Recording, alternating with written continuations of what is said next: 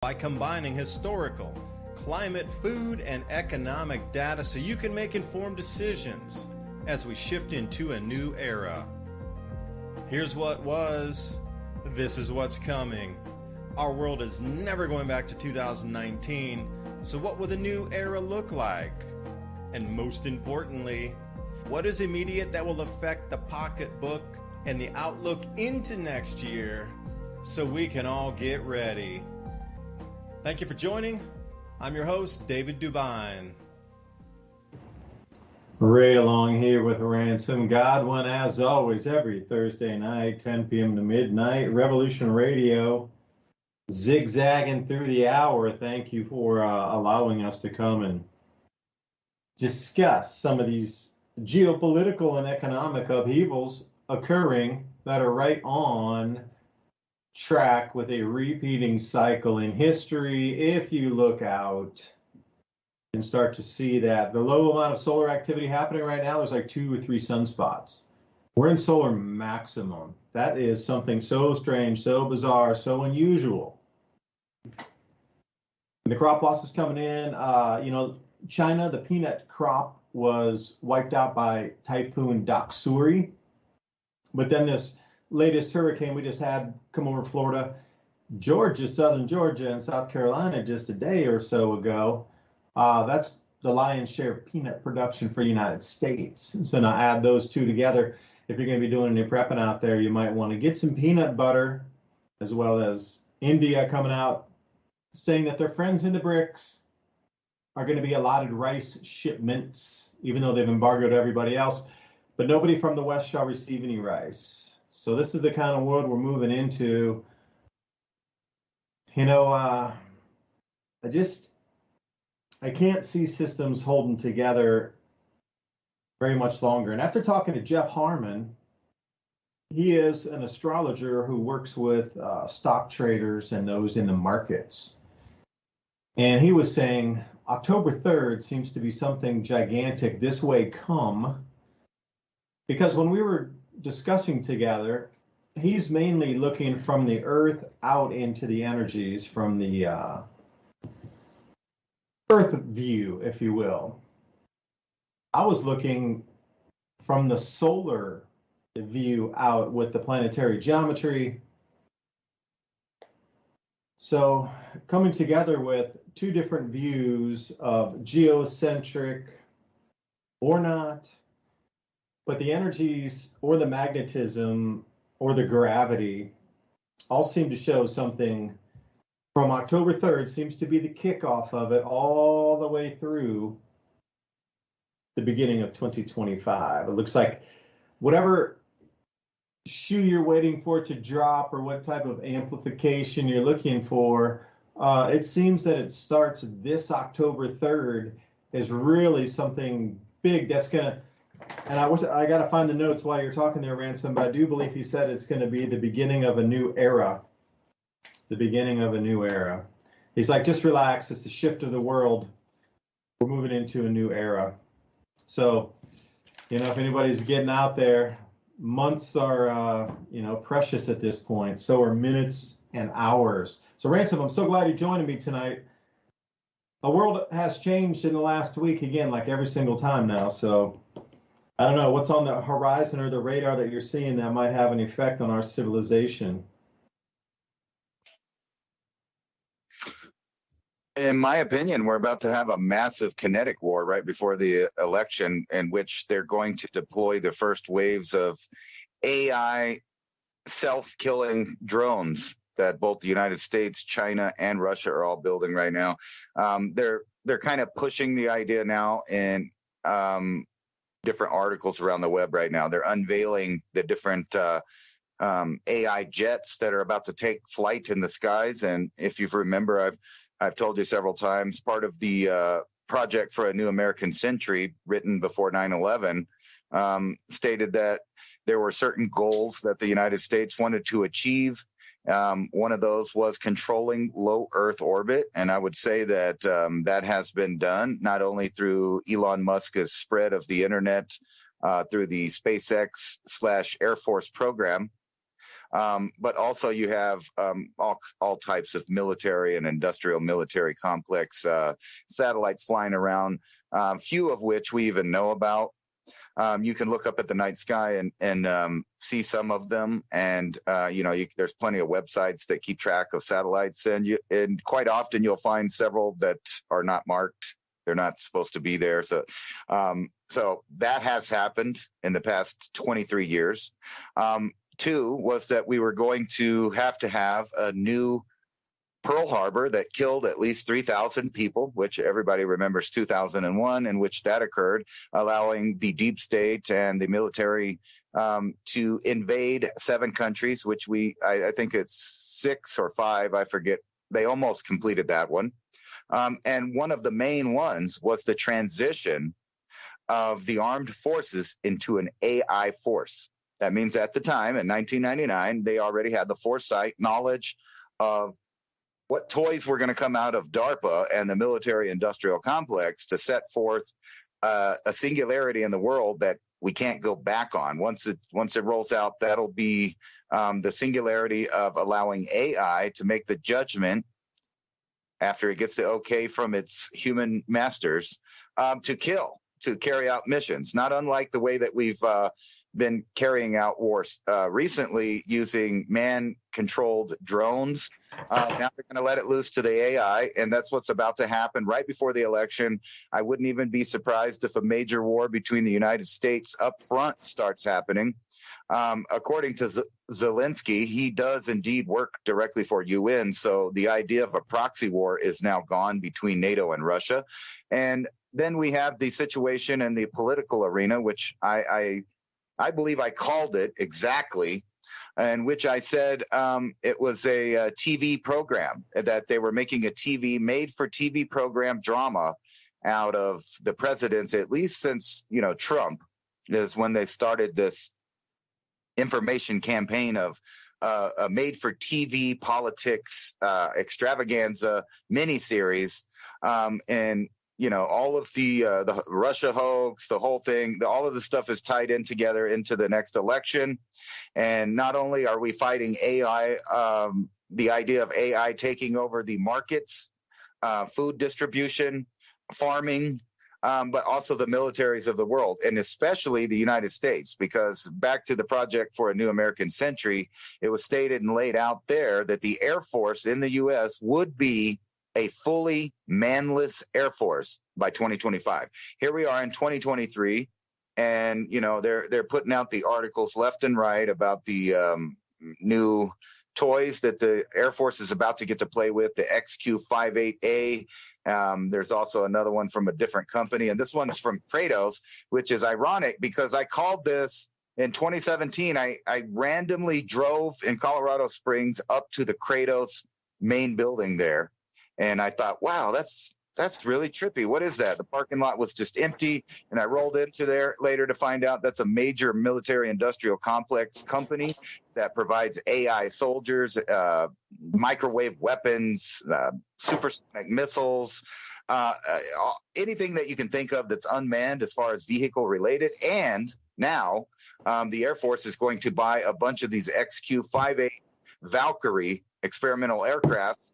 And now each pilot from the United States will have multiple wingmen, a flock, if you will, of AI drones. And once unleashed, they can be told to kill, and they will do exactly that. And they can carry long-range missiles. They can, on one tank of gas, its jet-powered engine can go the width of China. It's pretty. We're about to be there. So that's going to be not really a surprise to me, but to the world. And then back here at home, they have a TV made for TV thing. And literally the front page of Drudge is referring to it like a mini series that's going to be televised and streamed so that everybody will have complete attention on this upcoming election and the Trump drama and the Biden drama, not to mention not just Biden, but you got Feinstein, however you want to say it. You got Mitch McConnell and others, these senior crypt keeper politicians that seem to have puppet masters that, the strings are now showing because they're freezing up, forgetting where they're at. It's pretty obvious that someone else is running the show and not the people that they're showing us on the made-for-TV special. Yeah, it does seem that the planet will get burned down before they allow people to escape on a large fashion of numbers through this programming reality that we're in. And if you do want to take a look at the skies, which not a lot of people do any longer, use the program Stellarium, and that's the one I use. They show all the satellites, comets, planetary movements, different constellations as you move through the evenings in your dark location. Because you brought something up with the Starlink, and I'm going along with all these things. Now, you cannot with a straight face tell me that the internet's going to stay up during these times of different upheavals, whatever is happening. A lot of people moving over to Starlink, and I was, my internet is just off and on, off and on. And it's just terrible now. It's, it's unreliable. So I was thinking I should just ditch the home internet and just go to Starlink exclusively. But now I'm thinking, Ransom, what do you think the percentage of both Starlink staying up 100% while the terrestrial internet goes down completely for months on end? I just really can't believe that Starlink's going to be completely operational at all times while the terrestrial internet has no connectivity. I just, that information blockout's probably going to be pretty complete from the earth, on the ground all the way through the skies. What are you thinking about that?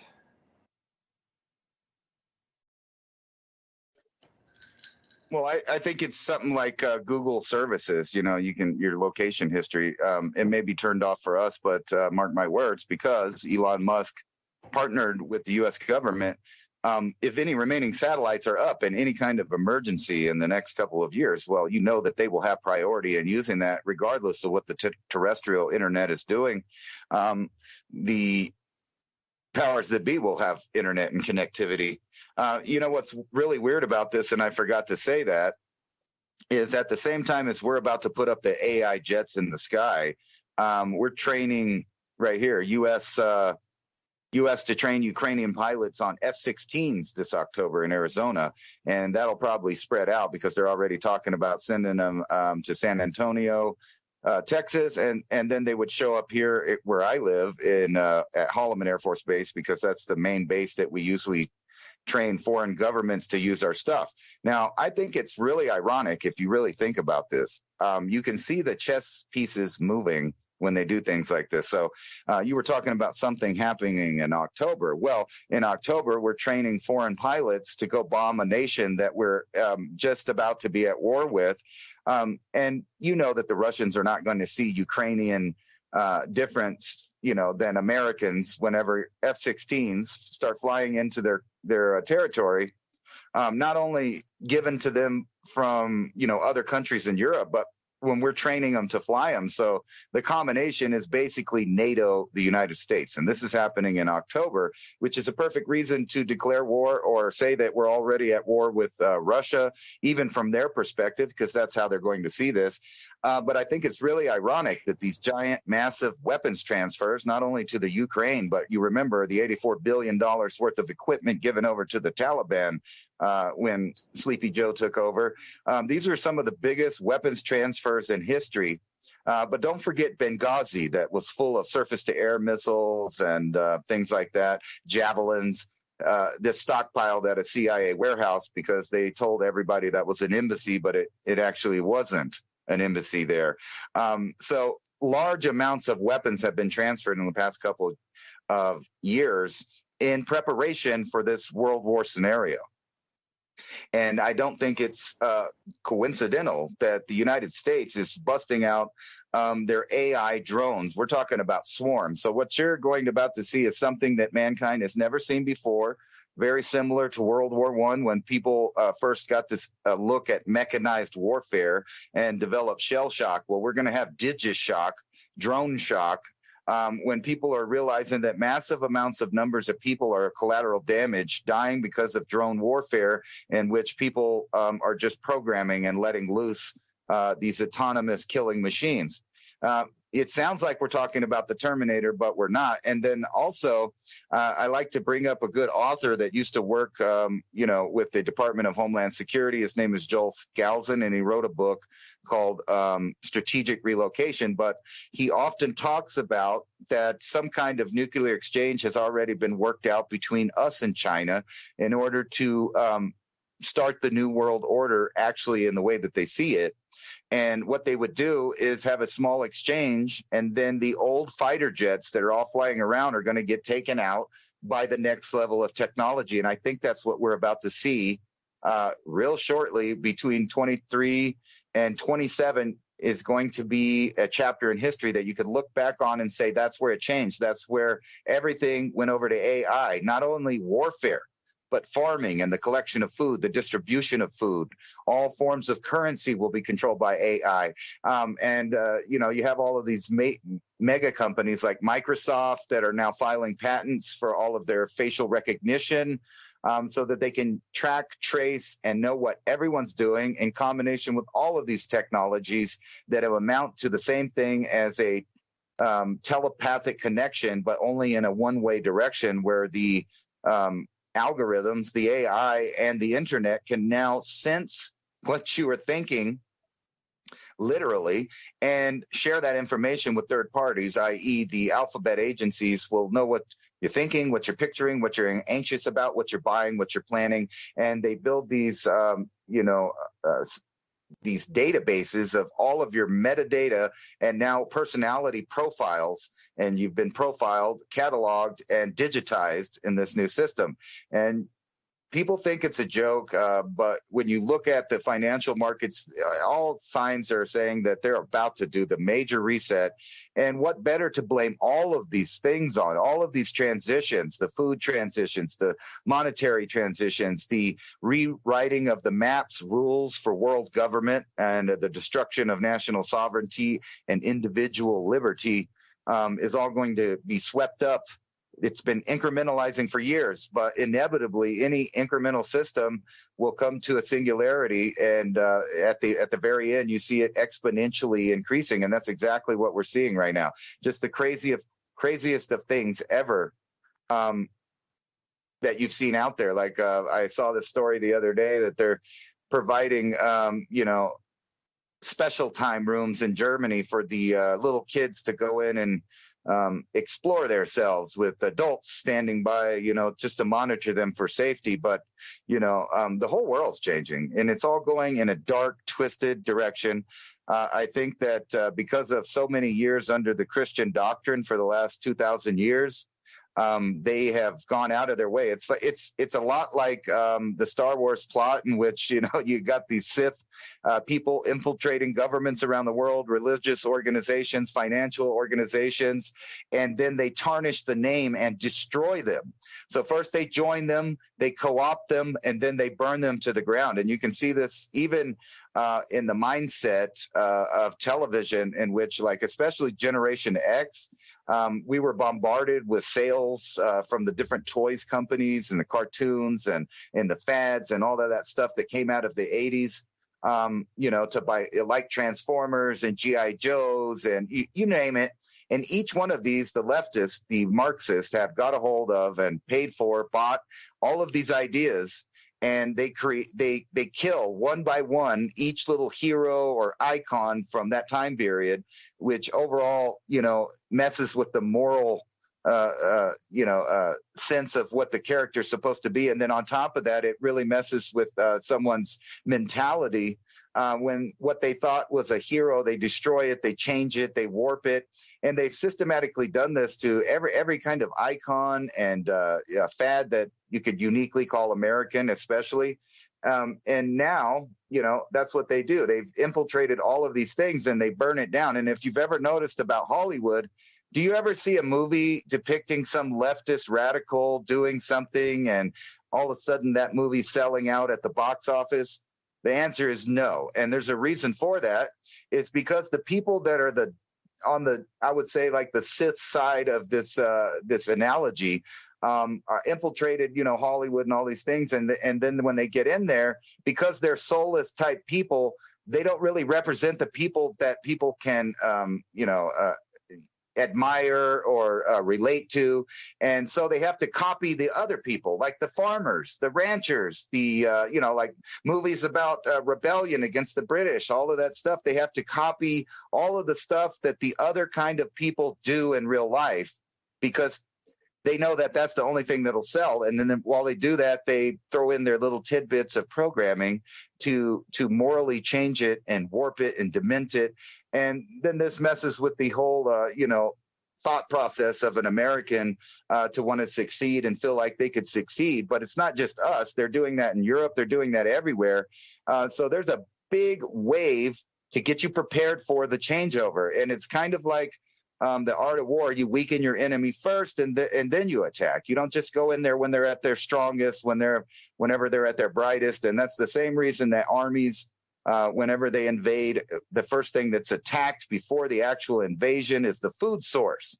So if you're going to have a worldwide takeover of a new government, a new system in which you would have to starve out the people that rebel against this idea. And I think that's at the point, and that's going to be your surprise in October, is all-out warfare. But don't forget, they have all of these other cards to play. If something doesn't work out in the public, if their narrative gets exposed, or if it doesn't work out the way, they always got other stuff. We could just pull out more climate stuff. We can pull out, some more riots and protests, little Marxist demonstrations to tear down and further degrade society.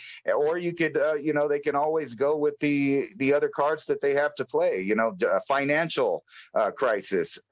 Any of these reasons, they can just keep pushing their agendas in the background. And that's exactly what they're doing, except for now, all of the agendas are coming to light, and we're all about to see the transformation to the new world. Bring out the alien invasion card. That one has not been played yet, but it shall. So to go to Revelation, it does talk about the armies will be at war with each other, but something in the heavens is seen, and then the soldiers fighting to literally just drop their weapons and they just walk home and just stay with their families. Like something of that magnitude is inbound, and that's what I talk about at the end of 2024 in October, is some massive electromagnetic phenomenon is going to be occurring. Now imagine armies are going to war. They've been fighting for 6 months, part of a year or whatever, depending on when it kicks off, and then they start to see dancing plasma ropes in the skies, squattermans up there, you're hearing trumpets and things, space debris coming in, getting a little denser region of space because the magnetic field won't be so intense. So a lot of even what you consider like grains of dust will be making tons of shooting stars. Like all those culminated together, and if there's something massive in the heavens that really happens, like all ancient cultures reference some massive event that was witnessed from everybody across the planet could see it. Like if that level of disruption in what we consider normal electrical fields of our planet, then everybody would drop their weapons and be like, man, this is the end. This is stupid. Countries mean nothing. This whole lie of statism anyway is the biggest lie. In terms of lies that we've been fed since birth, statism has to be the number one, that you belong to a nation. That is the biggest lie. And then maybe central banking after that, or some sort of money. You have to get a job, you have to do this. Okay, so think about in orders of how we're taught on the planet of things that you just take for granted as being, that's just the way it is, so that's normal. So think if there were no countries, and I'm not talking about in this BS utopian kind of communist garbage world, but in some advanced planets that you might see on Star Trek where there are literally no countries. See, that's the whole thing that allows the entire system to continue is statism. And without that bedrock layer of you're different, the border's there, your country, my country, none of these wars through history would have happened. And it just continues. So what's one of the solutions to that? Community-supported agriculture. I really believe we're going to get knocked back to the pioneering lifestyle of the late 1880s after all these events. Even what has occurred in the last year and a half with Russia moving into this larger escalation, even before that, the prognosis during this grand solar minimum was enough tech would be wiped out with the electromagnetic changes enough infrastructure would be broken because the top 2 miles of our crust is starting to move, morph, bend, pull, collapse in on itself, sinkholes, that a lot of complex systems would break down and we'd be coming back to regional systems once again. And that's what, you go back into the 1880s, it was regional systems. So if you can rewind the clock back into an era before everything was wired and completely connected as we understand the world today, if you could wind that back into, there were still basics. We had medicines. We had some, steam compression and devices that, could automate things. We had factories at that point. It wasn't like you had to do everything by hand. It's just they hadn't come up to that full electricity type of thing yet, although light bulbs were already invented and they were experimenting with the current and the electricity back then. So there's going to be a massive financial reset during this time too. And who was I watching? It was Economic Ninja. I don't know if any of you ever seen this guy. He's pretty well-spoken and covers a couple topics each of his videos about the economy. But he's a realtor in California, and he was saying, I watched something this morning of it. It's like, don't buy any automobiles right now. Hold on, just wait a couple months. Because apparently all the auto dealers are just swamping, just drowning in inventory for new cars. So they're going to be either returning inventory back to the factories, or they're just going to start marking them down with drastic price reductions. Because a lot of people don't want to pay 7+% for a car loan either, in addition to a house. So, it does seem that something transitional is right at the tips of our fingers here. And I had a few revelations about why are these things going on with the companies in America? And Ransom, you kind of hit on that there for a minute. If you put products out that people will boycott and then that company will go out of business, that is subtracting the connection from you as an American to an American company. So there's even one less thing that you can associate your nation with, of being that brand is iconically American. Molson, obviously iconically Canadian beer. So if you start to take away all these different companies and suddenly there's only multinationals, then even at that most subliminal level of you associating a product with a nation that you can have allegiance to because you're from that nation is being totally erased right now, company by company. And I looked at that and I said, yeah, you know what? It might take a decade, because the people pushing these buttons to do this, they're playing the long game.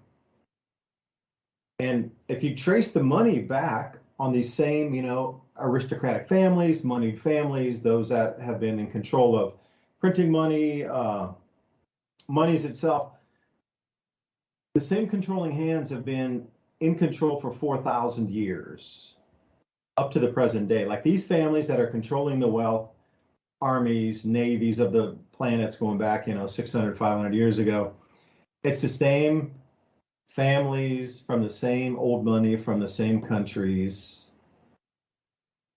So that's not random happenstance. That is a plan that these 13 families or 300 families, whatever you're into on that, they're playing long game.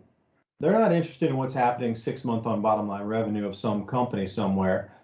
They built those companies from scratch. They'll destroy them and rebuild them again. They're looking at 100-year cycles, like the Chinese. Their plans are 100-year plans.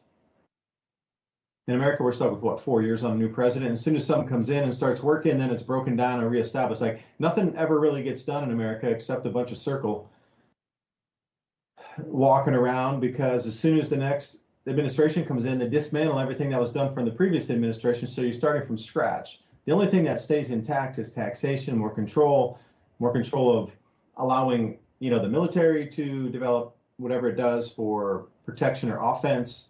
And again, the tax-based revenue, that stays the same. But anything that's there to help the populace move forward and enhance or enrich our lives, that just disappears every 4 years.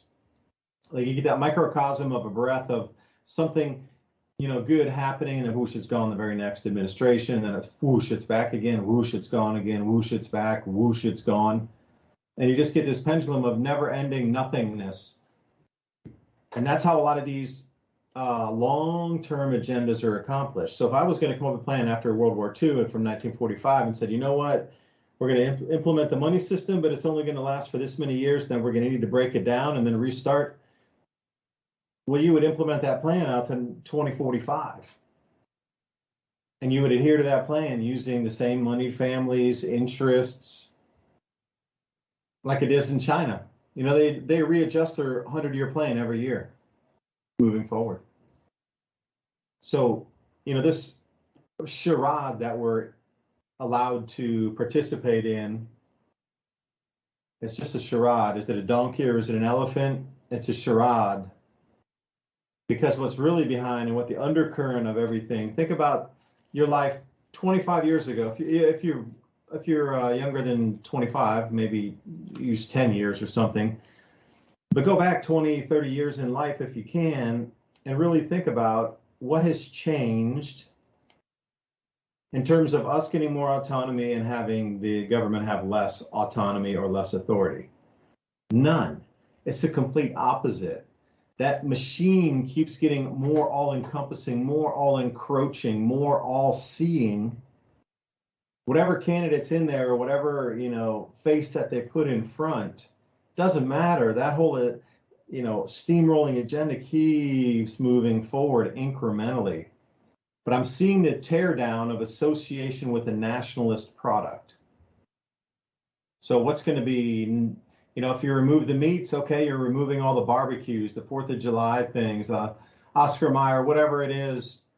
So if you can remove meat out of the diet, you can remove that association of Independence Day and these types of things, Memorial Day, etc., for barbecues. And you see, it's incrementally going this direction.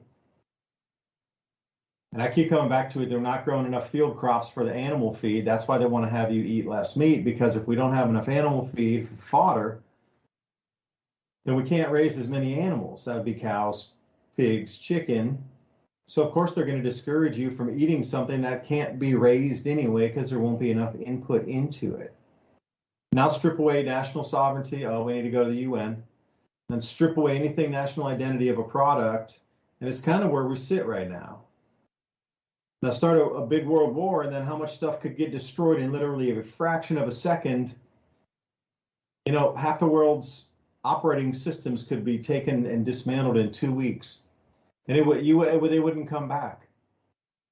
Whether it be factories or packaging plants, multinational companies that own particular products that have brands that are, iconically this, that, or the other. Well, that company is completely gone. So when it restructures, they're probably not going to have the same products again. See, this is my cue on this is we come into the world war. If we do, I'm hoping the vibration frequency of humanity can stop that. But at the end of it, with all these companies destroyed, do you really think they're going to come back with ultra-nationalistic, identifiable nationalistic products for people to rally around again for that nation? I highly doubt it, man. I highly doubt it. I think everything's going to go that they're trying to erase that nationalist out of products even, let alone brainwashing it out of you in the schools. The only reason I think it really went ultra-nationalist after World War II and into the 1950s is because those school kids, they needed them for the Cold War. And after that Cold War ended, right around the year 2000 or so, the entire schooling system completely changed into this socialist, doctrine that we've moved into now.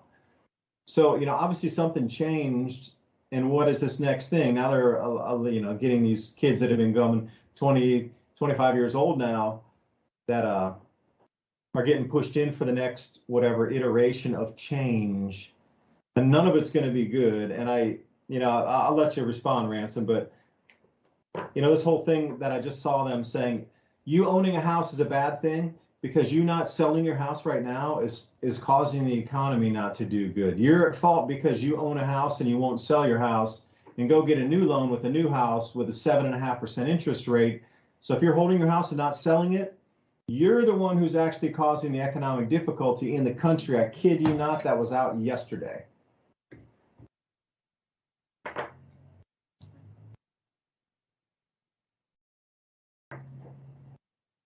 Yeah, you're a bad person for not wanting to be homeless and own your own property and stuff. What's weird is the fact that if you pay attention, they destroy older homes almost as fast as they build new ones, where they keep the same number of homes available. And then, like, if you want to move to someplace nice, like say I wanted to just pick a valley in Colorado and move there, I'm going to pay a lot of money for just a plain piece of land, and there's very limited actual buildings on anything because they hike the property tax way up and the price triples and quadruples after there's a home on it. So in that way, they just keep the number of people that own a home really low, and the further we go into the future, the more banks and companies will own the properties and less private ownership of homes. And then, you got these disasters that keep allowing municipalities and different people to rezone areas, taking back and only letting people with a certain dollar amount own land there. Just for 1 second, though, I wanted to make a correction from last week. We had the word loose up there instead of lose your preps. So, if your preps are loose, they might get lost. And so, it still kind of made sense. But the other thing, Pack them down, man. I couldn't for some reason, I was thinking prairie dog, but I kept saying marmoset last week. And I bet everybody was like, why does he keep saying it? Why is he talking about monkeys? I guess if you lived in those other countries around the world that do have the little monkeys, you could eat them just as good as a prairie dog. So, it still applies. That still preps on the go. But for 1 second, though, I wanted to show you some stuff that, is pretty wild. They're telling people now that, vitamins are going to give you cancer. So if you eat vitamins with lots of antioxidants in it, so they're saying that that's bad for you now. So we live in backwards world, and you never know who to believe about what. About all kinds of these stories. It's like the egg argument that they had for decades between the 50s all the way till the 2000s. And when you looked at that, you would trip out because one year they would say eggs are bad. They're bad, and then the next year they would say, well, they're good, and now they have too much cholesterol. Now you're not getting enough cholesterol. So they keep doing the weird thing. So you never know exactly what it is that, according to the authoritative sources, are good for you. And then they're doing this with all of the topics with these misleading ideas. Like here was another one over here that I was looking at. It's completely like you couldn't believe. Like, oh, here it is. Bill Gates funds scheme to chop and bury trees so that we could fight climate change, because those evil trees, they put out all this carbon dioxide, right? And all of these little programs, people don't see it, but it's all aimed for one outcome, and that is the replacement of humans in the workforce. Right here, what we were talking about earlier is in the military context of how they would be replacing manned flight with AI. And here's an article also: AI humanoid pilot might be able to solve the pilot shortage. So think about this real deep and hard for a minute. Say a pilot has a heart attack or a stroke or something like that incapacitates him. Don't worry about it. We don't have to put your life in danger in the hands of a human being.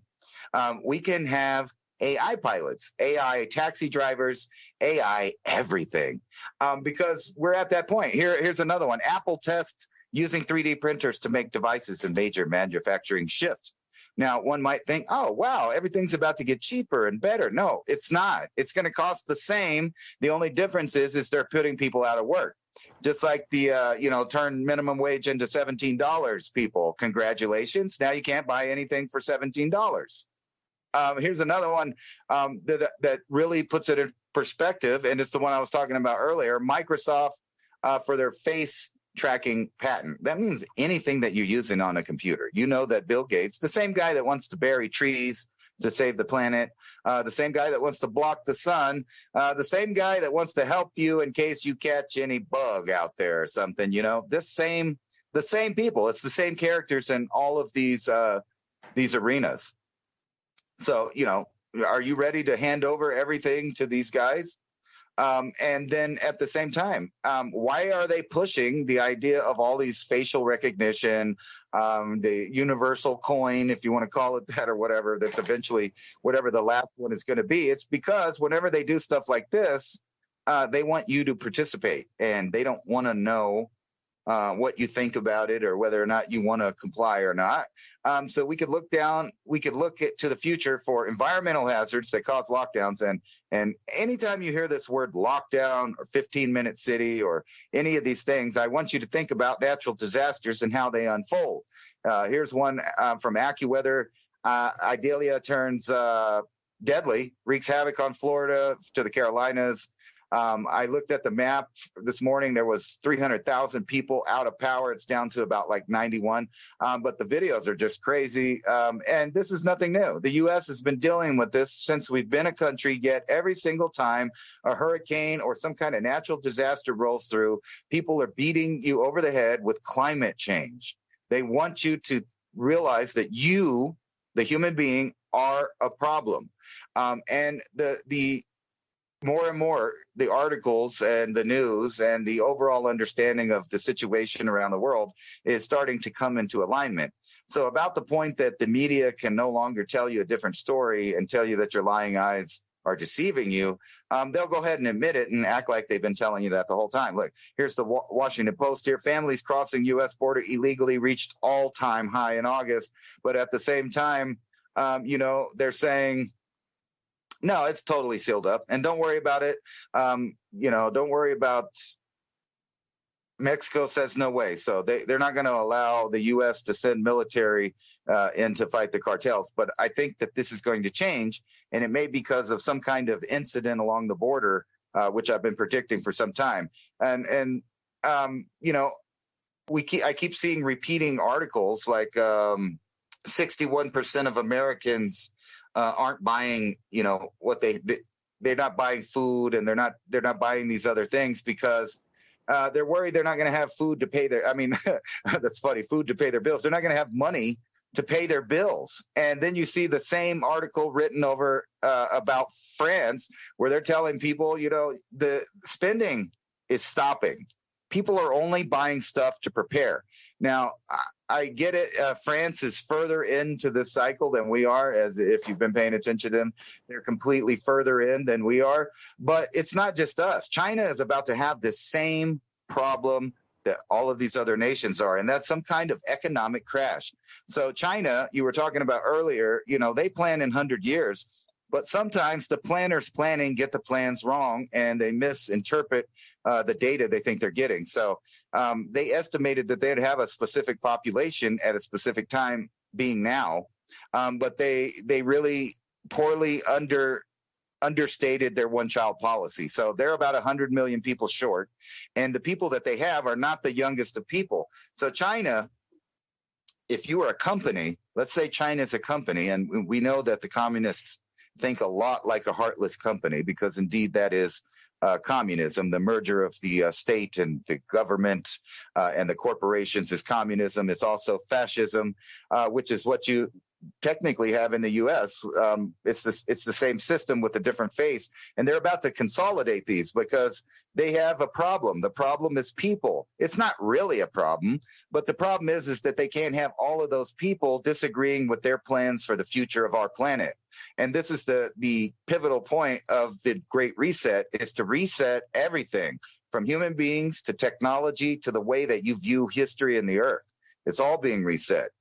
From religions to, the whole idea of what a family is, a tribe is, a culture is. They're trying to destroy all that to remake it, but they have to get rid of all of these people everywhere.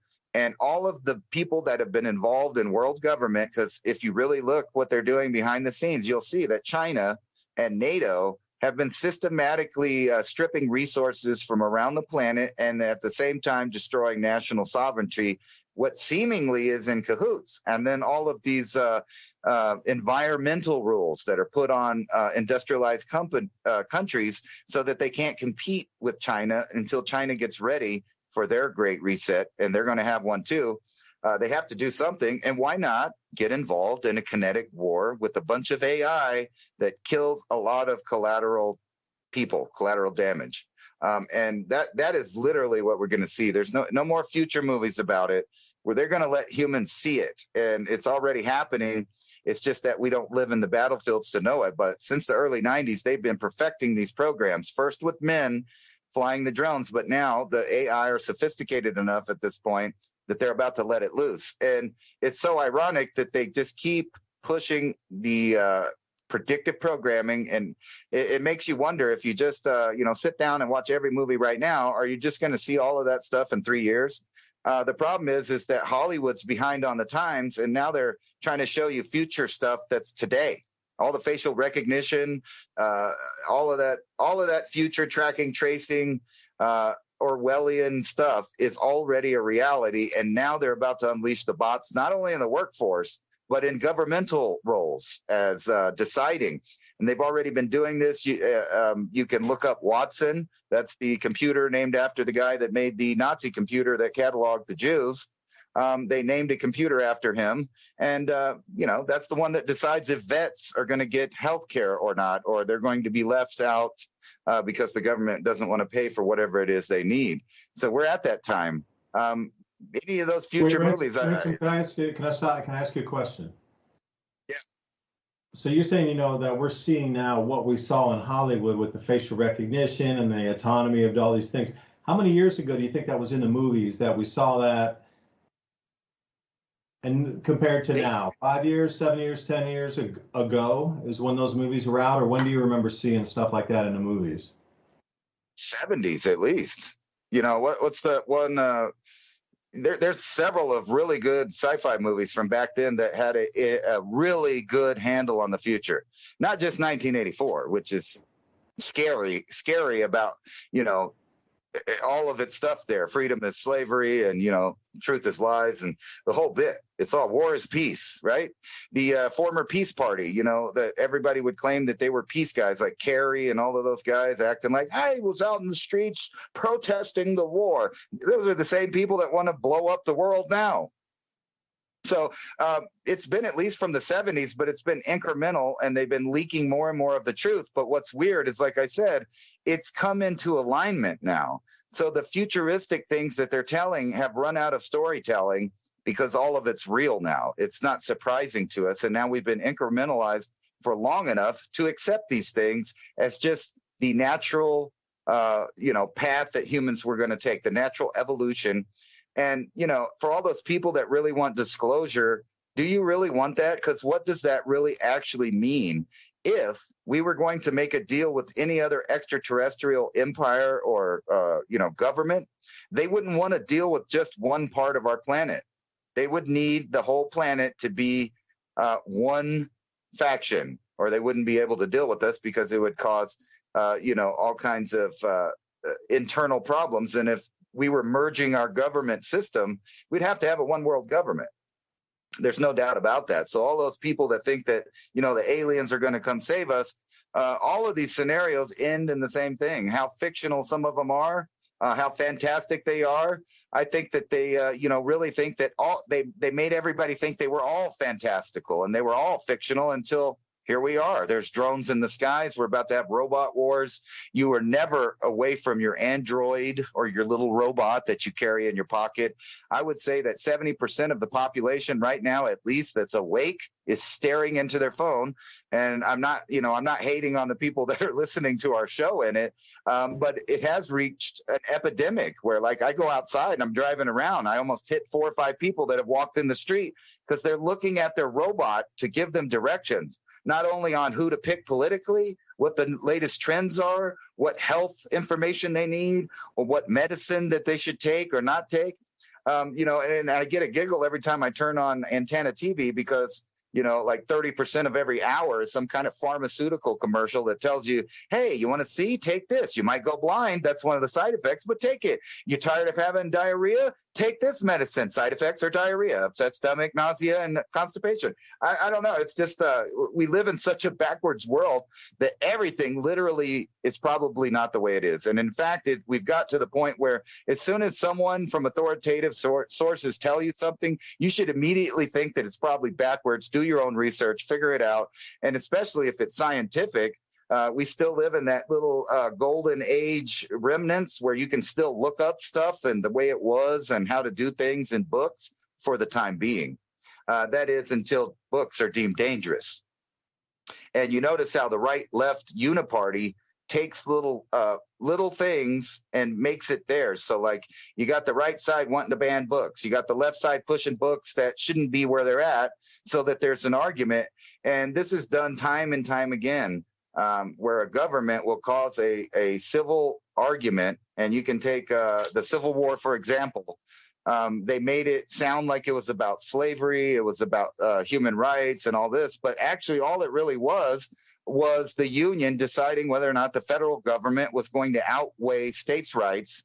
And it was a coup of the federal government over the states' rights system. And since then, they've been arguing that they have it, but they don't really. The federal government took over that. And now we're at the next stage, the world government. So we need some kind of intercontinental, international world war so that they could finally, once and for all, put people in their place and say, in order to have peace, you must accept our security. And our security is that every last single animal and human being on the planet must be tracked and traced for the safety of all.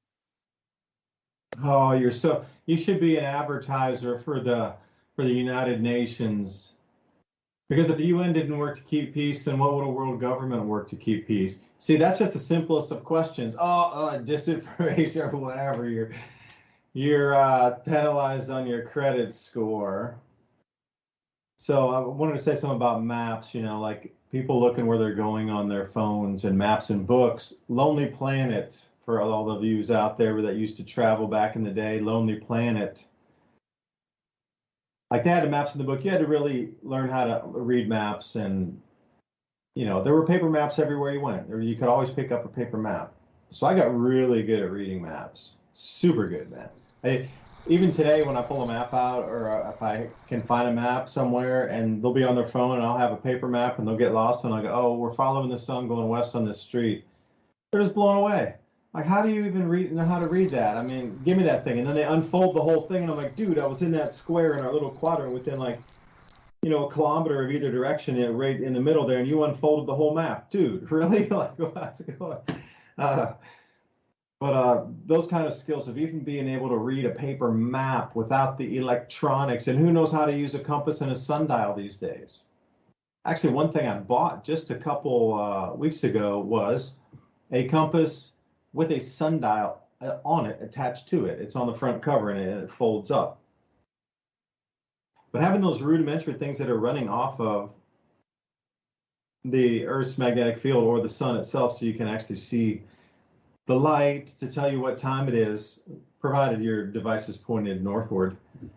But think about all these things that are just so basic to bring us back, and how humanity right now, literally, they wouldn't know how to use the paper map, run the compass, or have any kind of solar clock, any type of something like that. Most people would not be able to set it or use that sort of thing. Sundial, if you give it to them and you say, all right, this is a sundial, tells you the time using the sun, and if you really did lose your electronics and you don't know what time it was, or you can't cheat and look at your watch like Crocodile Dundee, if they had to go out and set that thing up, I mean, 90+%, no more, 95% at least would just look at you with a blank stare and go, what are you, dude?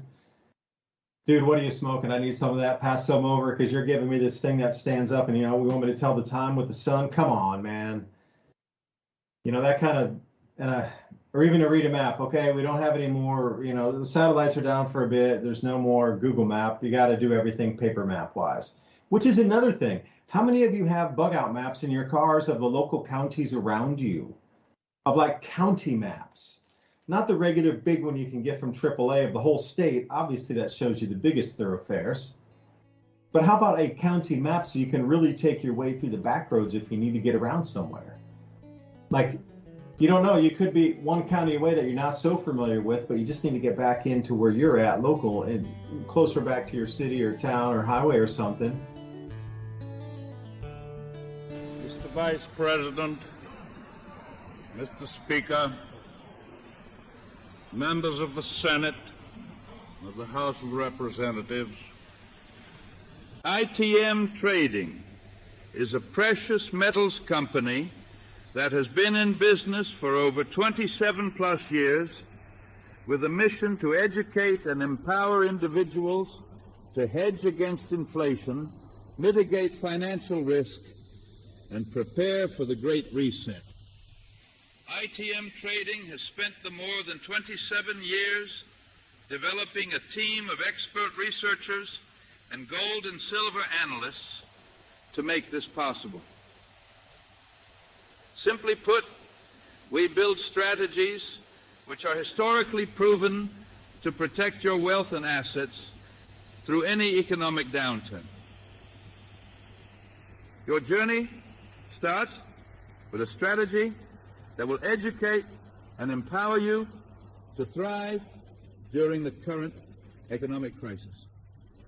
These resources have been developed for the sole purpose of equipping you with the knowledge you deserve regarding the truth of our volatile finances. ITM Trading was born out of our founder, Craig Griffin's principle that it takes more work to be honest and to educate people, but it's the right way to do business. Over 27 plus years, and still we are family-led. By leaning into Craig's words and prioritizing relationships over transactions, we've continued evolving. Schedule your free gold and silver strategy call. Dial the digits 866-834-1422. That's 866-834-1422.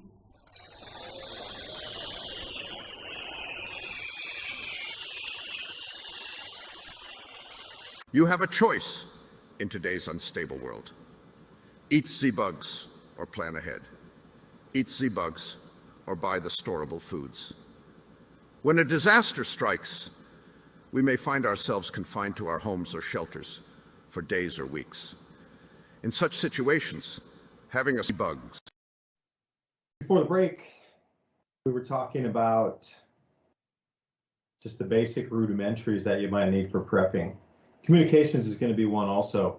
And you got to think about having some maps in your car, a compass, maybe a sundial for something more at your house so you can know what the time is. But the skill of being able to read the maps and, communications as well is going to be something super, super important.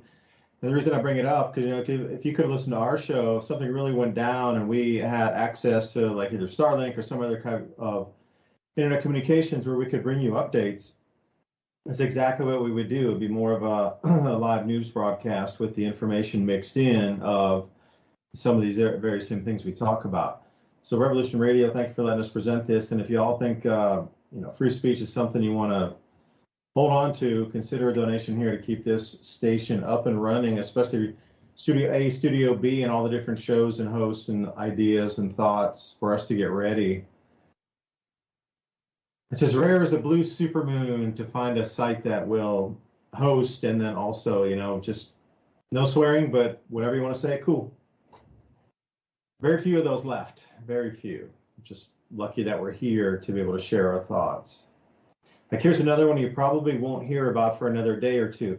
And see, this is what gets me. Ransom, if you go to spaceweather.com, and anybody else out there who's following tonight, just put in your browser, spaceweather.com, and then look to see what's up in space. And I love right at the top, they have an AI-free zone. Every article written is written by a human. That's what they're saying. We guarantee this is all human written stuff. So again, there's going to be, people are going to seek out these AI-free zones, if you will. It's a great way to put it, because people are always going to have, human-created art, human-created text, speech, written, that came from a thought from a human, of a deep thought, not an AI. So anyway, there's an Earth-directed CME coming in, and it should be here on September 2nd. They say it's a very faint halo CME, but you have to realize those are pretty intense when you get a halo CME. It doesn't, it's coming directly at us is what that one means. Is this, a lot of times you see it and it'll go off to the side, but when you see it and it has this halo that rolls over, and you can see it as a circle around the sun coming directly at you. See, that's a lot of stuff on the petroglyphs off the canyon walls. Now just, amplify that, go 100x up, and for sure you'd see that with the human naked eye coming in. Like the skies would get really bright and there'd be a lot of, electrical storms and kind of crazy things happening, and, just shapes in the atmosphere would appear and lightning, and it would just be weird. And you could see that with your eyes. Now put it to an X1000 or X500, and you can very clearly see why those, like Chaco Canyon, that has that glyph of that halo CME coming toward our Earth. Like they got it, they understood it. That's what that circle with all the dots is, the observer looking at the sun. That's what they were describing. Well, there's a small one of those inbound. And our Earth's magnetic field is super, super weak anyway. So here's the thing with earthquakes. They always downgrade them. The seismicity reports, if it was a 7, they'll downgrade it consistently to 6.9 or 6.8 to get it out of that 7 range. What's the same thing with this? I know where solar maximums or magnetic fields are a little bit stronger, but just the overall intensity of the sun is down. So overall, the magnetic field of the planet's not as strong as it used to be comparatively. But so a CME coming at us, a halo CME, they say it's going to be a G1. But here's what I'm seeing also. I'm noticing a correlation here. So the space weather forecast, and they might put it as a G1, but I bet it's going to rock in at like a G3 or something bigger, much bigger. Just like they downgrade the quakes, they downgrade the solar forecast intensity from whatever's happening on the sun. Because if you were to see the same thing, like if you looked at seismicity reports and you can see the earthquake reports before the downgrades, it shows a severe and very easily clean seen uptrend in the larger quakes at the 6, 7, 8 ranges. But if you downgrade everything, they can smooth that to make it look like it's not as intense. Well, it's the same thing happening here. You could follow the upgrade in the sun's activity and the effects on our weakening magnetosphere and also our magnetic field here on the planet, better term if you'd like to use that one, of G1, G2, 3 storms and the effects they would have and how far down we see aurora. So they're going to say, oh, this, excuse me, they're going to say this is almost going to be a nothing burger on a halo CME, which is so rare that you get those anyway. They're really rare. You get a full halo CME coming directly at the Earth. Man, that's rare. That hardly ever happens. You get glancing blows left, right, and center. There's halos off the backside of the sun, but rarely does it come directly at us, fully encompassing like this. But don't worry, it's only going to be a G1. And Ransom, I hope you were able to get space weather up, because there's a few movies. If you go there, Canyon of Fire was actually, it shows something that looks like a hydro flare ripping off that created a canyon-esque, looks like an S, like a snake slithering across the face of the sun there. And if you look at it, it looks like LASCO because it's the blue frame. So you're looking at LASCO C2 on this one on the satellite view, and that'll be from the 30th and the 31st. They show the halo coming off, and it definitely faint, but for sure coming directly at us. So what does that tell you? Well, in the disinformation campaign, the IPCC would have deemed this as misinformation that the sun could affect the Earth's systems and ways, and we can get northern lights and aurora from the sun, but that same sun won't affect any clouds or anything on the planet, man. We live in such a bizarro world.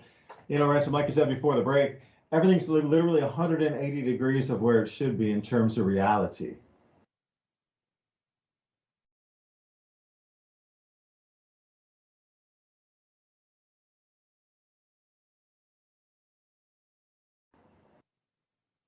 Hey, Ransom, you there?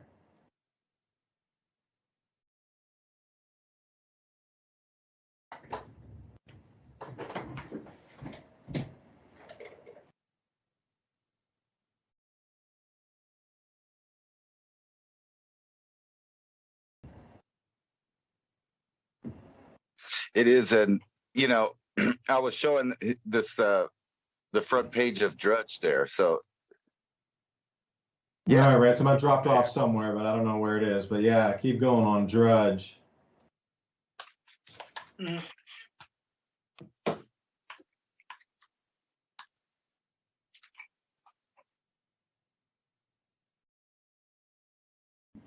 So, Ransom, before I dropped off, I was trying to get everybody to go over to spaceweather.com. Did you get over there? Yeah, I got it there now. Let me see here. I'll put that up again. Yeah, I must have dropped off sometime because I was saying that the USGS downgrades earthquakes a lot, but these space weather forecasts seem to downgrade the intensity of the geomagnetic storms coming toward the Earth. Because if you get suddenly at an uptick, everything's G3 and above, or whatever, you're like, whoa, that's a slight increase. But everything's got to be G1. You got a full halo coming at the Earth, which is super rare anyway. And then suddenly it's like, oh, don't worry, nothing's going to happen. I wonder what kind of aurora this is going to spark, man. That's going to, because see, the way this is going to hit, it's going to be from the North Pole to the South Pole. It's going to be, because our planet usually gets some kind of glancing blow. But this thing's coming straight at us, and it's going to encompass and surround. It's going to be an interesting one. So keep you all eyes at the September 2nd, huh? That was it, man. I'm done. Yeah, you know that they wouldn't tell us if it was something super dangerous, at least from the government perspective. You would have to figure that out as someone that watches all this stuff and then anticipate the moment they cut off the data on you. You ever notice that sometimes it's really delayed at certain websites? Like if you look at the more government-sided ones, they'll leave the data off for a while. Like they want to make sure that nothing's actually going to happen before they go ahead and do it. But yeah, that does look exactly like a coiled snake. It looks like a fake image. The canyon of look fire. At this. These Halo CMEs, I mean, you're witnessing something special here, because it's so unusual that a full Halo CME will come directly at the Earth. That's just kind of really rare, So I can't imagine that it being a G1 only geomagnetic storm. That makes zero sense. Like, really makes no sense.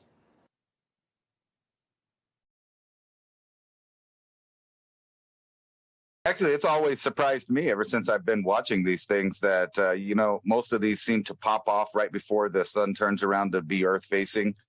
It's almost as if somebody's like looking out for us in a cosmic way, because a lot of those that I've seen since I've been alive would have killed almost everything on one side of the Earth if it had, popped off in our direction.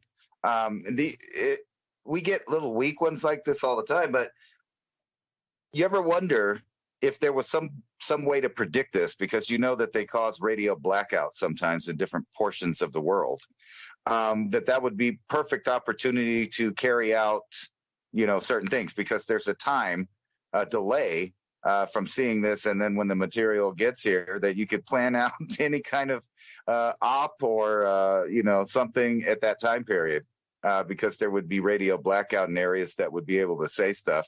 And it kind of makes me wonder if they are assuming that this is going to happen at a large scale, because ever since I've been looking at the Elon Musk SpaceX type stuff, I realized that it is the future. It's throwaway technology. These are really small satellites that are easy to reproduce and put up in large amounts. So even if we did have a devastating, geomagnetic storm hit the Earth and it knocked out all of these older big satellites, in a month or two, people could put up smaller ones again, which would, put up internet for certain people, like we were talking about before. Whether or not they let terrestrial internet happen, I don't know. But think about I don't know if it's last year or early this year, one really small geomagnetic storm hit, and it dropped like 40 of those SpaceX satellites came burning down to the Earth because they're at a really low Earth orbit. And they have convinced everyone on the planet that, if a Carrington or larger type event actually came across the Earth's way, that it would knock us back into the Stone Age. And I somewhat disagree with that. It will knock large populations of peasants and poor people, according to the elites back in the Stone Age. But there are continuity of government plans and easily fixable things that they could be up and running within months. But that would be, the powers that be. And they've kind of shown that everything's going in this throwaway type of AI control, really small. Everybody thinks big, but we're not back there in the 50s and the 60s, even though they would like you to think that we are, as far as technology that takes us into the outer realms out of our planet there. Because obviously Elon Musk has been proving that with a little bit of AI controlled power, you could take the old Wernher von Braun technology, and it's a force multiplier, which changes the whole technology. So now you can control each individual rocket, allowing it to be reused. And, if you remember the old UFO stuff from back in the 50s, they always kind of showed this flying saucer with some thrusters under it that would land on the 3 little landing pads or the 4 little landing pads. And that's what we're seeing now. It's the Elon Musk stuff that they're showing is basically Wernher von Braun stuff, all the stuff he came up with, but with the technological twist on it. And it shows you that they really don't want us to get out into space as far as human beings. And I don't even see private corporations really getting a good look into deep space for some time. However, they are mass producing the stuff that's pointed inward, meaning like all of the stuff to track and trace. So it tells you where they're going with it, and it isn't outward, it's inward. We have a giant spy device, just like Musk said. I'm not blaming Musk because he's not the only billionaire or NGO or international tech company or government that's putting these type of things up into the atmosphere and using all of this stuff. He's just a good public example. He's kind of like the made-for-TV Tony Stark Iron Man version, except for he doesn't fly around in a suit, but he is sending rockets up and he is putting a lot of satellites. And according to even him, we're going to be connected directly via brain implant. Even according to him, there will be no dead spots on this planet, meaning that they have a idea that they're going to keep putting these things up nonstop. And now that they're more disposable, you could totally see the breakaway civilization living right here on the Earth, even with the other people that have been knocked down with their economics taken away, their free will taken away about where they want to go. It's so attractive. But in order to do any of these plans, they have to reduce the population by a major factor. And we're already at the population plateau. So if you've been studying the population of Earth, even though they've been telling you it's overpopulated and it's just going to skyrocket into the future, the truth is right around 8 billion people is where they knew it would plateau. And the reason for this is because the number of deaths versus the number of births, the amount of older people in the population, the amount of sterile people, and all of those things aren't even put into this formula. So they were just talking based on the age of the people in the planet worldwide, that there would be a massive population reduction following the plateau. And then, so what better time to do the reset when it's already happening? You just kind of ride the back of this natural curve of depopulation and introduce things in it. And as Bill Gates said, certain things that he sells will help with population reduction, not to mention the other programs, they got going on. And these are just the public ones. Does that ever scare you, David, knowing that the crazy things that you see today are probably old technologies? But not only that, that's just what they're letting you see. And that there's a whole nother level of things above the presidents, above the single governments of the planet, into the black budget military industrial complex world that we know nothing about. They are making programs and they have things that are just unimaginable. And imagine the plans that those people have compared to just the ones that they allow us to publicly see with a couple of lowly billionaires. Yeah, it's impressive, isn't it, with the tech? Because Okay, let's go tech and housing, and but they kind of go down the same line here. So with that, back to the housing again, I've written this note, and when you were talking, last hour, I wrote a note. With BlackRock buying all these different homes right now, and those out there, at least on some of the government media and the economic arenas, are saying that because you own your home and you won't sell it now and turn it over to somebody else and try to make that money move and increase the velocity of money, you're causing a lockup in the economy. Well, people who are losing their homes or are selling some, they're not individuals going to rebuy them again. It's mainly just institutional buyers, and I'll use BlackRock as one. But it comes into the interesting theory here of bringing us back to serfdom one step at a time means if you're not going to be able to own a home, you're going to have to rent a home. So they're not going to just grab everybody's home because people will be like, you're not taking me out of my house. But as we're moving to the next step, what you can see is everything once sold will be bought by a company. It won't be transferred to an individual. And then from that step, it'll be everything across the planet will be rentals. Nobody will own property at that point. You really won't own anything. You'll just be a renter. And the dangers that comes with that is the person renting you the house in the contract can say, this is a no meat household. You cannot cook any meat. If there are, we have meat sensors in here. If you cook meat in the house, then you've broken your lease and we shall return your whatever, and then you're kicked out of the house. But then I'm sure by that point they'll have some sort of social credit score associated with it. So then you won't be able to rent another house because you broke that no meat.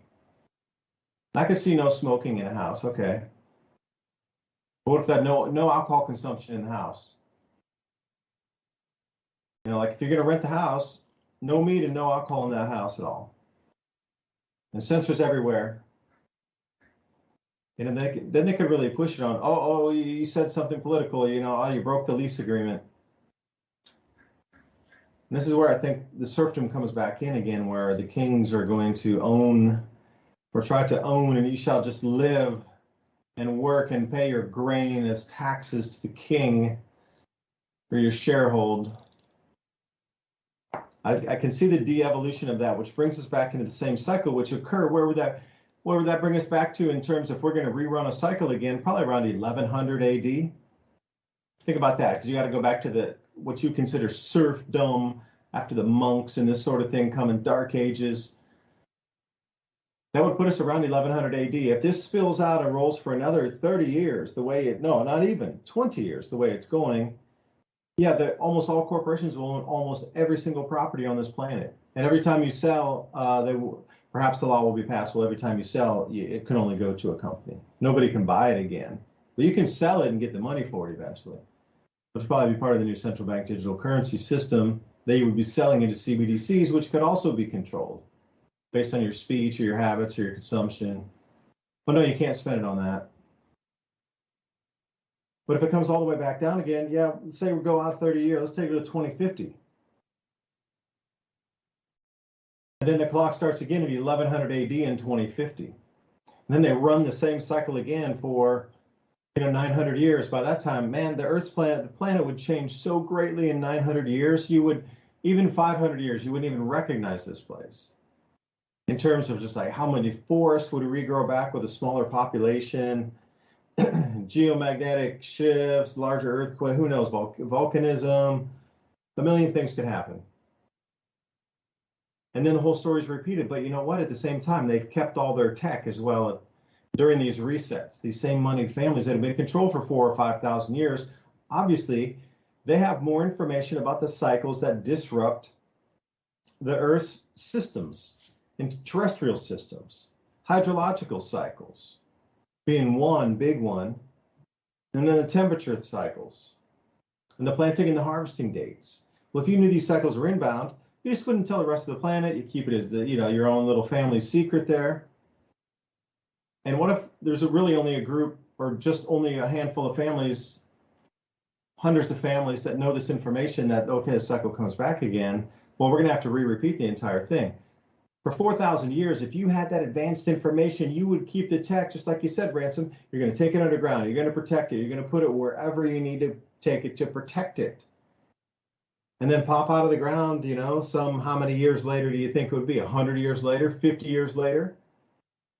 The aristocracy's back. Oh, they're setting up all the systems. We're serfs now. It's a brand new world. We just have to eke the land out for an existence. Well, they're popping out with AI already.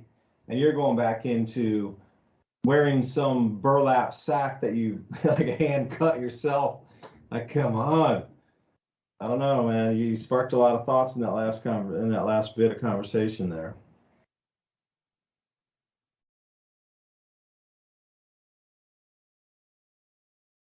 Well, it's funny that, we got this guy talking about Bidenomics every 2 minutes, but when you look through the actual financial type articles and stuff, you see here's one: customer confidence craters in August, according to Shift Gold. We are seeing a non-spending tsunami. Largest French retailer warns consumers forced to make massive spending cuts on essentials, maybe like meat, maybe like heating and cooling in their homes and stuff like that. I don't know. You remember that was happening for years already now, and they've gotten everybody used to it. They've incrementalized living in a worldwide recession, basically. And, they tell you that the yellow liquid that's dripping down your face is not what it is, at the same time as saying, don't worry about it. Here's 61% of Americans are living paycheck to paycheck. Inflation still squeezing budgets. Not only that, record number of people are expanding their credit limit. Record number of people are in credit debt that they haven't been in before. And we're not talking about I have some credit debt, but it's small. I talk to other people that have nicer houses and nicer cars and stuff. And then, I'm thinking, oh, well, they're living the good life. And then I find out, well, they're talking about how much debt they're in. And I'm like, oh, okay, well, I guess I'm not in debt at all then. After hearing some of the numbers from people that are upper middle class and maybe a little more talking about the debt that they're in order to live the lifestyle that they're living, which means that it's all going to crash down at some point. And here's another one. Poor Americans skip meals, can't afford power bills, miss rent payments. There's more people out on the street. And by the way, yes, this is something I personally know for a fact, at least where I live, there is an increasing number of homeless people and people living in RVs. And it's everywhere. I look outside, and I do live next to a truck stop. So I see more of it now that they built a truck stop next to my home. I used to live kind of remote, but now I'm not so remote. Ransom, how many trucks are there? Because we talked a couple weeks ago. How many trucks are there now compared to the last time you gave me an update? More or less for the RVs? It's actually full, and I'm not sure if it's different every night. I look over there one night and it's empty. Let me see here. I got a camera. Yeah, you said there's a bunch of people over there that were staying there a long time that had dogs and stuff. And you said, that'll probably increase. I think I can't remember how many there were, 6, 7, 8 of them like that. And yeah, that's right. And they didn't leave. They're not out there right now. I've been driving around town, and I've been realizing they just find new places to park. They park there for a little while until someone complains or they think they've wore out their welcome in that spot, and then they move to another spot. So it's like a rotating carnival, basically. And it's no offense to them, but I have the same size RV as one of them that I was watching that had like 13 people in it. They kept piling out with their dogs, and I'm like, wow, all of you guys live in there with your dogs. And I'm thinking, I have the same size RV, but I was only intending on like me and my family, a small family. I can't even imagine. It didn't seem like there'd be enough room in there, but this is increasing. So I'm seeing it everywhere. There's tent cities popping up right behind where all the businesses are in the desert. And so obviously you would think that with less people out there and people that are losing their financial stability and they're getting kicked out of these homes, that there would be more housing available for other people, but that doesn't seem to be the case. Instead, housing it's too expensive. So we're going to be seeing more and more of this, and it's Bidenomics, truly is. But they've been doing this for a long time. This is the depreciation of your money and lifestyle that they told you were going to get used to. And then, you know what? If you talk out about it, you could be debanked. Debanking the latest assault on freedom of speech from the Mises Wire, talking about people that say what we're saying basically are at risk to have their financial services yanked out from underneath them if those companies got wind or were offended by what you're saying or whatever. But don't worry, because here's another one from Shift Gold. Now, keep in mind he is Shift Gold, but gold, natural money versus fiat money that is fake. Now, it doesn't have to be gold. It could be blocks of products that you've created out of the land that you still own because you're a bad person and you want to own your home and live on your own land and have privacy and individual rights and stuff. But keep that in mind. And then, more and more, every week we tell you that more and more countries and financial services are moving over to the BRICS system. Brazil, Russia, India, China, South Africa, Emirates, the United Arab Emirates, Egypt, Iran, and now we're starting to have big players, right? United Arab Emirates, Saudi Arabia, that's a lot of money. Argentina, Ethiopia, not so much, but the other countries that have more money are going to want to do business with all of these countries. And if they're not using the US dollar, guess what? They'll exchange their money, they'll use the BRICS, they'll continue to do business until we go to war and decide that there only can be one monetary system in the world to stop wars. That's just another reason to have a world war, to make everybody, all in the same boat. Nobody's different, but we're all different. Don't offend anybody, but everybody better act the same. And then I don't know about you, but all of the research, I'm not a doctor, I'm not nothing. I have no letters by my name, but my entire life, I was told by those people with those letters that I should take my vitamins, that I should have a lot of antioxidants. So, ransom. Ransom. Yeah, man, maybe we have to move the last hour over to, if you want to talk about this, we need to move over to just Rumble then. Yeah, because you can't even talk about normal stuff. That's kind of like what I was talking about. When is it, that we'll get put off the air for saying, you know what, I don't think that eggs are as healthy as they say they are. This is kind of the topic. We could stay here. This is a perfect place. So I won't promote anything or anything like that. But this is just a mainstream article. This is not me. This is the authoritative sources, and they are telling me. Which one is it? If you can read the news article and you can read the publisher and you can read the actual title with the date on it and state that, then you can use that. Okay, so the article is called, Taking Dietary Supplements Full of Antioxidants Could Actually Help Cancerous Tumors Grow. And this is an article by Study Finds, published August 31st, 2023, and it is by Study Finds. They didn't put it's probably written by AI because there's no author. I'm looking, how when you used to read these things, you would say, well, who is this? I like this author. I like this article. It's very informative. And you'd look and you'd find their name and then you'd start reading more of their stuff. They don't do that no more. Now it just says, by Study Finds, or is it by Chat GPT? I don't know. But anyway, so I'm not saying that, but in my opinion, not even in my opinion, just historically, this seems to be backwards from what they were telling me. So just like the egg thing, I don't know, next week it could be good for them. Next week it's bad for them. So you got to be careful there about who you listen to. But according to these same authoritative sources, we got to worry about us destroying the world. And evidently the seas are just not as blue as they used to be. They're turning colors on the earth. Now, we've talked a lot about the sun. Yeah, that's a color in the spectral radiance change from the sun. Are you kidding me?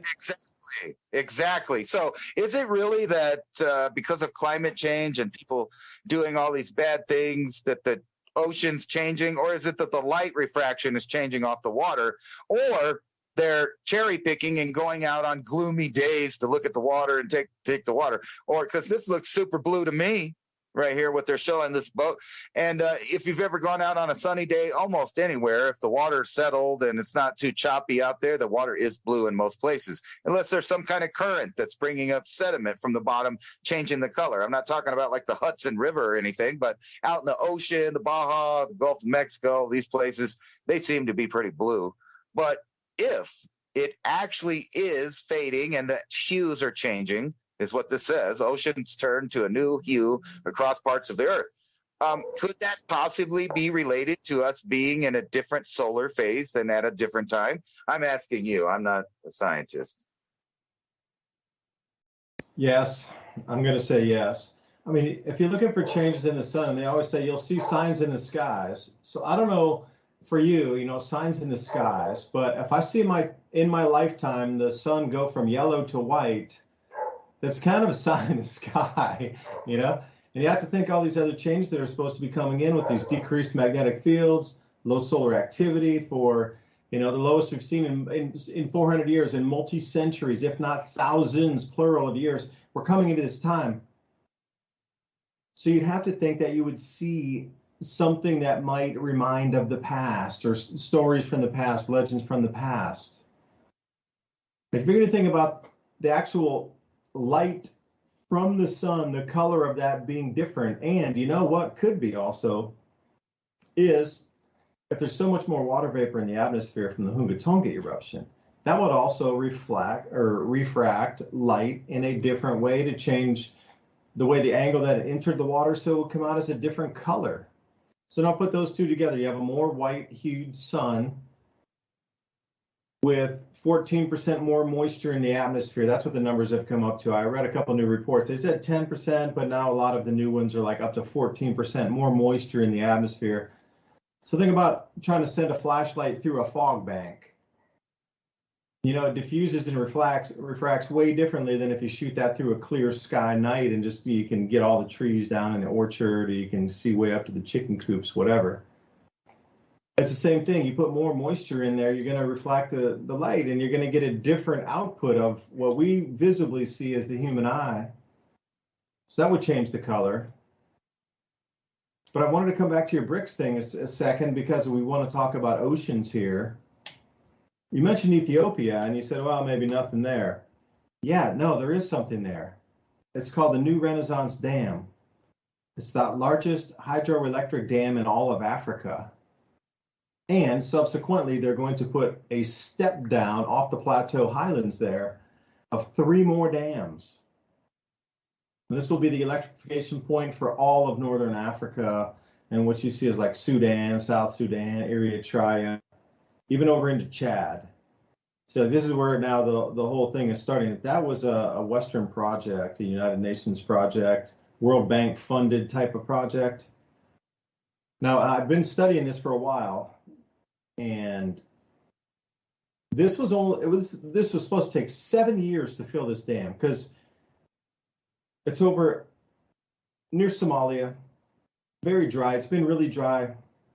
Where, Sally Struthers with the kids in the Sudan and stuff, send $1 a day kind of thing. We're talking way back then, kind of dryness that in your mind is associated with that area. But somehow in their infinite wisdom, they saw one of the driest places on the planet. These planners of the World Bank loans for this project thought in their great infinite wisdom that one of the driest places on the planet, we should put a hydroelectric dam there. And by the way, it's going to take a better part of a decade, even if it does fill up. But let's go build it anyway. Well, anyway, it only took 2 years to fill up. That's how much rainfall change is coming across Oman and Yemen, and that's why they're having lakes in the deserts in some of the areas of Saudi Arabia called the empty quarter. Now, Oman and Yemen are also becoming very much wetter. And if you go back further in time to about 800 AD, there was an area in what's now Yemen called the Marib Dam. And this thing was the biggest dammed water body in all of the Middle East, some 800 years ago. And this is where the frankincense route went up Western Saudi Arabia into the Sinai Peninsula. Now that was all verdant grasslands and orchards and, frankincense farms. There are trees. So these frankincense orchards all up and down. That's how much water was there the year 800. And this Marib Dam apparently was between like 80 feet deep to 18 feet deep or something. And it went out as far as any of our largest dams today. But it was in the driest area of what we know today in Yemen. Like if you look at the boot, or if you look at Saudi Arabia and the whole peninsula there, it comes down as the boot. closing the Red Sea almost. You'll see a mountain range that almost looks like a V at the boot, but that whole mountain range behind it was that big lake area that they filled up. So for me, at the minimum, what I would look for somebody who had ancient knowledge of cycles and money to, still in control of the money, still in control of banks that can say yes to projects with that same money that has been controlled for thousands and thousands of years, knowing the same cycle. I'm saying absolutely somebody with the knowledge knew that this area would become wetter and approved that project and actually designed it as the new area for electrical production to produce finished goods or take agriculture from where it is right now in Africa and bring it up to American standard. Because the number of dams that are stepping down is just, it's staggering how much power they're going to put out of here. So South Sudan also was another one to break away, to be able to control that system of rivers, to be able to put more hydroelectric and also irrigate these areas down where the White and the Blue Nile converge. So that was the whole thing. If you look at further back maps into, let's say, 6,000 years ago, like the middle of this interglacial we're in, that was a mega lake itself, where the farthest reaches of that were at this mega lake, right where the White and the Blue Nile converge. And they were thinking that that might have been actually the filling point into the lake. So there are, again, who in their right mind would think about refilling an African mega lake from 6,000 years ago with modern rainfall from today in one of the driest places on the planet, install hydroelectric dams and plan to use the irrigation waters to spill out and refill parts of this mega lake? But not now. That was 20 years ago planning, when this really was one of the driest places on the planet. That caused massive famines across so many countries because they couldn't grow food at all. So dry. But they didn't pump the ground from under the water either, or under the ground, the water from under the ground. They should have. So 20 years later, fast forward now, we got the dam filling up 2 years. And, exponentially faster. We got the floods across Yemen, which used to be a dam area with the hugest frankincense, plantations. And then that area and plan to reflood out where the mega lake was and turn that into a huge, gigantic, unbelievably large grow zone in the Sudan to irrigate that with like our modern irrigation techniques in America or Europe or wherever it is, the apex of irrigation. They're planning to put that out right there. That's what I'm saying. This whole area is being converted into a brand new growing zone with the modern technology, all the economy shifting there. The BRICS are bringing in the investment. They're bringing in the export markets. They're bringing in the experts to be able to put this all together. And then they're also bringing in all the raw goods that'll be required, or even finished or semi-finished products that are going to be diverted away from the states and the G7 nations or the Western countries. It gets kind of interesting when you look at this, like this ancient history here, who knew these cycles to put this in play years and years in advance? And it's just happenstance, Ransom, boom. Ethiopia joins the BRICS as one of the first signatories too. Like that's 6 that they just added to bring it to BRICS 11. That's one of the first countries to join it. Why was that? Ethiopia, because they got the dam, they got the electricity. They're going to use that as a focal point to rebuild and electrify this part of North Africa. See how they know that you have to know the cycle though, Ransom. You got to know the cycle to make it happen. And look, they've already done it. They know the cycles. And it looks like they're planning for a massive lake there. This GERD saddle dam to the south of the other Renaissance dam there. It's weird when you back up off the satellite. It looks like the crescent moon there. But think about how much, if you can see it, it's giant. Imagine how much water that's going to hold back. So all of this they had to build here, walls in between that half moon thing you're seeing there. They actually had to build retaining walls because the water would have spilled through those 2 valleys. So to build a giant dam within the dam itself, just to stop the water from spilling over between the valleys, that's what that half moon thing is that you're looking at. It's several hundred feet tall. And right. see, the water would spill out and it would only get to a certain depth. But by adding that wall there to corral the water in that basin, they can get an extra 200 feet deep in that, what will be the reservoir, through the whole area there. Otherwise, it would spill over. I was going to ask you, who did they get to help them build that? Was it a Chinese firm? I mean, because Yes. we know, like, yeah, because the Chinese, and I was just thinking about that when you were talking about that, how the Chinese made these massive dams and would like flood out entire places where people lived, entire ecosystems. That, like all of these people that complain about, oh, we're destroying the earth, but they don't ever say nothing. Like when one of these massive projects gets built and just drowns out a whole portion of the surface of the earth that had things in it that lived there, like including people. Um, it's really trippy. So like if you look down this map, imagine if any problems happen, war breaks out, which I'm not saying it happens a lot in this part of the world, but there's pirates and there's other things and there's all kinds of stuff. What happens to all the people that live down here? There, you see all these other people that are further down the river, down the Blue Nile River. Those people would be taken out. Not only that, this seems to be the only area where there's greenery. It's like, oh yeah, well there's stuff growing there. We'll flood that out so we could have water. I mean, look at it. Little patches of greenery. It's like the only patches of greenery for miles, especially towards the north right there. And you just get right into the Sudan desert. So they're going to power electricity to all of these people. Which, guess what? That means exactly that Western powers will have no control over the, allegiance of these countries. They'll totally will be unwanted there. And we're already unwanted there from Somalia, Kenya, Ethiopia. We've had many issues, especially with shipping, cargo, warlords, UN interference, trying to decide where the food goes, people fighting over food. So this is a whole new level of power that hasn't been seen in this area at all. Maybe since ancient times, like the ancient Kush people that lived up here in the Blue River, and then the Egyptians, of course, further north and on the lower Nile there. Yeah, and the Aksum also, if you looked at AXUM, after the Romans collapsed in, say, around 500 AD, the Aksum kingdom, which was also responsible for the gold trade along with frankincense trade from about 600 AD to about 800 AD, they had the most pure coinage in weights and measure. So they took over from the Romans. So everybody was using the Aksum gold coins all up and down that frankincense route from Yemen through Saudi Arabia on the Red Sea coastline, all the way up to what you consider like the Sinai Peninsula / Turkey, Istanbul, or Egypt over in Cairo.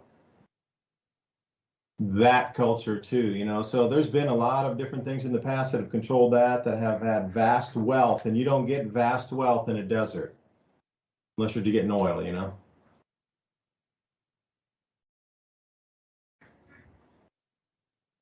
That's the new that is the new oil is water, especially in places like this.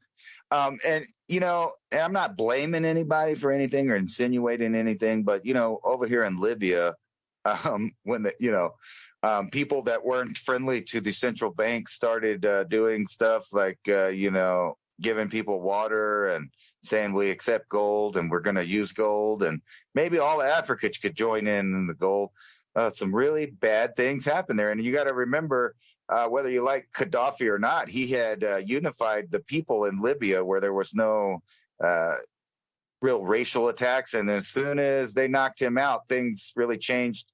The demographics changed of who was in power. So you again have situations that, a lot of people here in the United States on the social justice warrior end complain about happening 200 years ago here is actually happening over in some of these countries, but we're not going to talk about that. We don't need to talk about that because, that's not part of the narrative right now. The narrative is let's build here. And it's funny. So if China's our enemy, you see they are well rooted in Southeast Asia. That's theirs. Let's go ahead and admit it. And India pretty much controls this whole area right here. With all of the people that live there and their resources. So if India decides to go along with the BRICS permanently, and that's how they're going to do things, that would mean that they were no longer ally. And then we're talking Saudi Arabia, the United Arab Emirates. You can see that the whole Eastern hemisphere is now changing hands.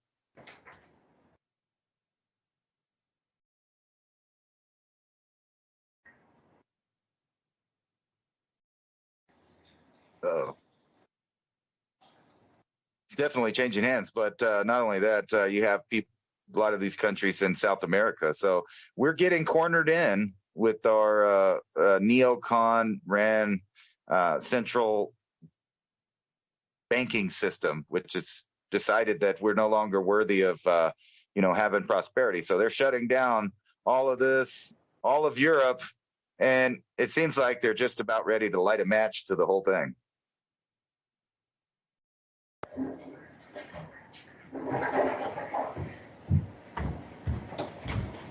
Send it down, send it down. Getting down now. Yeah, man, one thing I wanted to add on that too, like, who controls that river going down to Uganda, Kenya, Tanzania, and Republic of Congo? Lake Victoria, like whoever controls that waterway can control all those countries south in there too. So think about the strategic point of owning that and controlling that water flow. Because you know how Sudan and South Sudan had that war to break away from each other. But when you look at it, a predominant share of that, of the White Nile is in the southern Sudan. So again, about the water rights and being able to divert the water into different areas for growing. And now you're so close to Ethiopia to get the electricity. And I do believe there were 8 or 9 more dams that were going to be put in this project also. Like Kusmi, I know was a big one. They were talking about putting one up there. Africa's about to change. You know, you might think the Africa that we knew, which they've always planted those pictures in your head of just nothing. People cattle herding, Sally Struthers going through a village. There's some oil over in Egypt. There's some, warlord fight over in the middle there. And that's kind of the images that they've set in your head. Everybody poor, nothing going on, no industrialization, no stability, no electricity, da, da, da, da. Like that's the visual imagery that they put in people's heads. And you think my generation too, that's been kind of the messaging for years, decades, plural. I've traveled through Africa a couple times, Southern Africa, and up in Egypt and Jordan and Turkey. It's different, but where the poor places are, they're extremely poor. With all this electricity coming and all the availability of water and irrigation, they're going to be able to grow a vast, huge, gigantic amount of food when a lot of the world's going to start being able to grow less food, especially more north climates like Canada, the more border of the United States with Canada. That whole area is going to produce way less. In northern China, way less. In southern Australia and southern part of South Africa, less. Even South America, less. So if you're going to take all this grain crop off that we feed our cattle with, like the corn and the soy, you're going to have to make that up somewhere. You can't have 8 or now 7.5 billion people and then grow enough food for 6 billion people each year and then think it's going to work. It's just not. So all these new food growing areas are being established now, right at this time. Again, I'm saying that somebody had to have known the cycle onset. And I find so many of these projects are like Go Time 2023, which is this year, which means they're active enough now where they can be built upon as the chaos is unveiling in other places across the planet. They can roll all these projects out here. So the new currency backed by gold, and now it'll be commodities in Ethiopia, Central African Republic, Kenya. They have a huge amount of resources in the ground there. Sudan, South Sudan, Chad. But now add into it where they can have water and electricity and bring the hygiene up. And then that, if I was looking at a map of like the newest area where I think in Africa that's going to become the most wealthy of Africa to the US standard of living in probably less than 30 years, probably less, 20 years, would be that area right there that I see the drainage basin off of the new Renaissance Dam. You might laugh and go, are you kidding me? Ethiopia and South Sudan being wealthy nations? Oh my gosh. If they can control the water to the growing zones and have the electricity to process all the foods after you grow it, Are you kidding me? And food being the number one most expensive, valuable commodity on the planet at the time. So you don't think oil now. Think in the future. Ransom, you hit it, man. Water. And I think it's going to be food also. So look at the powerhouse of just, knowing that they joined BRICS first, adds a whole new, thing into this now.